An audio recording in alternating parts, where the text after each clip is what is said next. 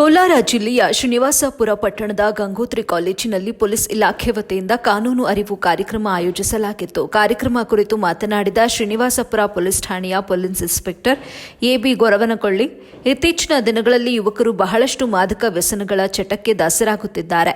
ಇಂತಹ ಚಟಗಳಿಂದ ನಿಮ್ಮ ಜೀವನವನ್ನ ಹಾಳು ಮಾಡಿಕೊಂಡರೆ ಜೀವನ ಪರ್ಯಂತ ನೋವು ಅನುಭವಿಸಬೇಕಾಗುತ್ತದೆ ಅಂತ ತಿಳಿಸಿದರು. ಇನ್ನು ವಿದ್ಯಾರ್ಥಿ ಜೀವನ ಮುಗಿಯುವ ತನಕ ಮೊಬೈಲ್ಗಳಿಂದ ದೂರ ಉಳಿಯುವುದು ತುಂಬಾ ಉತ್ತಮ ಅಂತ ಸಲಹೆ ಕೂಡ ನೀಡಿದ್ರು. ಇನ್ನು ಮಾದಕ ವಸ್ತುಗಳ ಮಾರಾಟದ ಬಗ್ಗೆ ನಿಮಗೆ ಏನಾದರೂ ಮಾಹಿತಿ ಇದ್ದಲ್ಲಿ 112 ಸಂಖ್ಯೆಗೆ ಕರೆ ಮಾಡಿ ಮಾಹಿತಿ ನೀಡಿದ್ರೆ ನಾವು ಕಾನೂನು ರೀತಿಯ ಕ್ರಮ ಜರುಗಿಸುತ್ತೇವೆ ಅಂತ ತಿಳಿಸಿದ್ರು. ಇನ್ನು ವಿದ್ಯಾರ್ಥಿನಿಯರಿಗೆ ಯಾವುದೇ ರೀತಿಯ ಕಿರುಕುಳ ನೀಡುವುದಾಗಲಿ ಅಥವಾ ಹಿಂಬಾಲಿಸಿದ್ರೆ ಕೂಡಲೇ ಪೊಲೀಸ್ ಠಾಣೆಗೆ ನೇರವಾಗಿ ದೂರು ನೀಡಿ. ಜತೆಗೆ ಬಾಲ್ಯ ವಿವಾಹಗಳು ಕಂಡುಬಂದರೆ ಮಹಿಳಾ ಮತ್ತು ಮಕ್ಕಳ ಕಲ್ಯಾಣ ಇಲಾಖೆ ಅಥವಾ ಪೊಲೀಸರಿಗೆ ಮಾಹಿತಿ ನೀಡಿ ಅಂತ ತಿಳಿಸಿದ್ರು. ವರದಿ ರಫೀವುಲ್ಲಾ, ಎಬಿ ನ್ಯೂಸ್, ಶ್ರೀನಿವಾಸಪುರ. ಕಾಯ್ದೆ ಬೇಕು ಗೊತ್ತಾ? ಯಾರು ಗೊತ್ತದೆ ಪೋಕ್ಸೋ ಕಾಯ್ದೆ ಅಂದರೆ 16 ವರ್ಷದ ಕೆಳಗೆ ಅಥವಾ 18 ವರ್ಷದ ಕೆಳಗಿದ್ರೆ ಅವ್ರಿಗೆ ಯಾವುದಾದ್ರೂ ದೈಹಿಕ ಅಥವಾ ಲೈಂಗಿಕ ಕಿರುಕುಳ ಆದರೆ ಪೋಕ್ಸೋ ಕಾಯ್ದೆ ಇದೆ. POCSO, prevention of child from.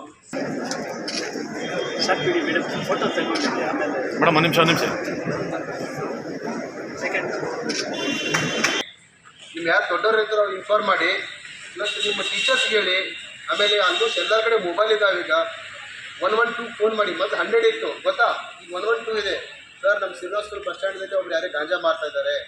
ನಮ್ಮ ಈ ಹಳ್ಳಿಯಲ್ಲಿ ಚಲ್ದಿಗಾನಹಳ್ಳಿ ಹಳ್ಳಿ ಪಂಚಾಯತಿ ಪಕ್ಕದಲ್ಲಿ ಒಬ್ಬರು ಬಿಡಿ ಅಂಗಡಿ ಇಟ್ಕೊಂಡು ಗಾಂಜಾ ಮಾಡ್ತಾ ಇದ್ದಾನೆ.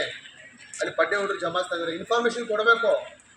Because we are real police, not reel police. ನಾವು ಮನುಷ್ಯರೇ. ಈ ಸಿನಿಮಾದಲ್ಲಿ ಹೆಂಗಿರುತ್ತೆ, ಅಟ್ ಎ ಟೈಮ್ ಅವ್ನಿಗೆ ಎಲ್ಲರೂ ಗೊತ್ತಾಗ್ಬಿಡುತ್ತೆ. ಒಂದು ಅಟ್ ಎ ಟೈಮ್ 50 ಜನ ಹೊಡೆದು ಬಿಡ್ತಾನೆ ಅವನು. ಆ ಟೈಮ್ ಆಗತ್ತಾ ರಿಯಲಲ್ಲಿ? ಸೊ ನಾವೆಲ್ಲ ಕೊಡ್ಬಾರ್ಬೇಕು. ಒಂದು ಸರ್ಕಾರವಾಗಿ ಕೋಆಪ್ರೇಷನ್ದಲ್ಲಿ ಕೆಲಸ ಮಾಡಬೇಕಾಗತ್ತೆ. ಆಮೇಲೆ ದಯವಿಟ್ಟು ನಮ್ಮ ಮತ್ತೊಮ್ಮೆ ಹೇಳ್ತೇನೆ, ಸೊ ಯಾವ ಮಕ್ಕಳು ಡ್ರಗ್ಸ್ಗೆ ಬಲಿಯಾಗಲಿಕ್ಕೆ ಹೋಗಬೇಡಿ.